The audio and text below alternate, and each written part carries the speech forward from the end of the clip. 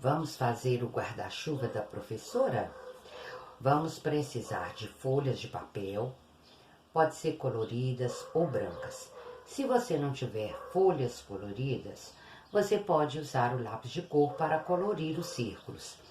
Uma tampinha para a gente fazer os círculos, para riscar.